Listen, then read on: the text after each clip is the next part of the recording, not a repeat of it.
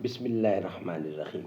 ناظرین، وی log number ہے 246 اور آج کا یہ پہلا پارٹ ہے، یعنی پہلی قسط ہے معارف و مسائل، جلد دوم ہے یہ معارف القرآن۔ صفحہ نمبر ہے 176 اور سورۃ آل عمران نمبر 3 اور آیت نمبر ہے 133۔ یہ ہم آپ کے سامنے ناظرین روزانہ کی بنیاد پر قرآن کریم کا ترجمہ، تشریح، تفسیر اور تلاوت کلام پاک روزانہ ہم آپ کے سامنے رکھتے ہیں۔ اس کتاب کا ٹائٹل ہے معارف القرآن جلد دوم، سورۃ آل عمران سے لے کر سورۃ النساء تک، پارہ نمبر 3 کا رکوع نمبر 9 سے لے کر پارہ نمبر 6 کا رکوع نمبر 4 جو ہم آپ کے سامنے رکھ رہے ہیں۔ ناظرین، اس کتاب کے رائٹر ہیں مولانا حضرت مولانا مفتی محمد شفیع صاحب رحمۃ اللہ علیہ، مفتی اعظم پاکستان۔ نحمدہ ونصلی علی رسولہ الکریم، بسم اللہ الرحمن الرحیم۔ قال النبی صلی اللہ علیہ وسلم خیرکم من تعلم القرآن وعلمہ۔ بہترین لوگ وہ ہیں جو خود بھی قرآن پڑھیں، دوسروں کو پڑھائیں، سکھائیں اور لکھائیں۔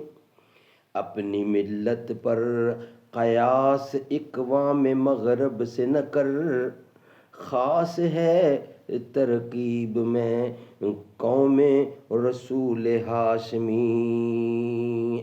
ان کی جمعیت کا ہے ملک و نسب پر انحصار، ان کی جمعیت کا ہے ملک و نسب پر انحصار، قوت مذہب سے مستحکم ہے جمعیت تیری۔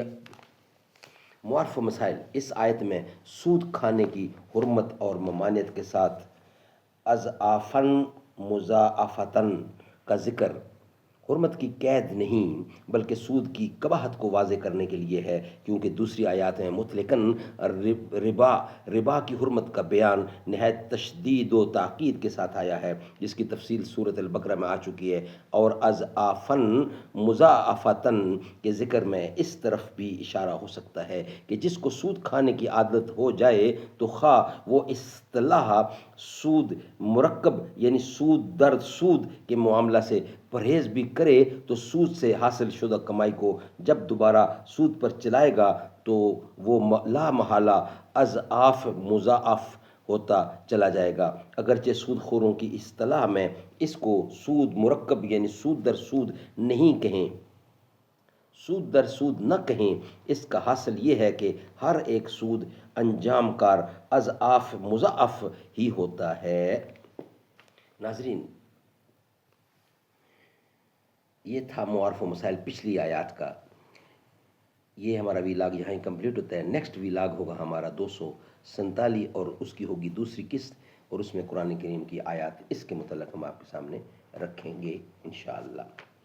نہ ایسی زلفیں، نہ ایسا چہرہ، نہ یوں کسی پہ شباب ہوگا، جواب ہوں گے سبھی کے لیکن نہ مصطفیٰ کا جواب ہوگا۔ بروز محشر حسین سارے جو ہوں گے یکجا مقابلے کو، قسم خدا کی بروز محشر بلال کا انتخاب ہوگا۔ جو زلف بکھرے تو رات ہوگی، جو چہرہ نکلے تو دن چڑھے گا، پسینہ ان کا گرے گا جس پر وہی تو ذرہ گلاب ہوگا۔ نہ ایسی زلفیں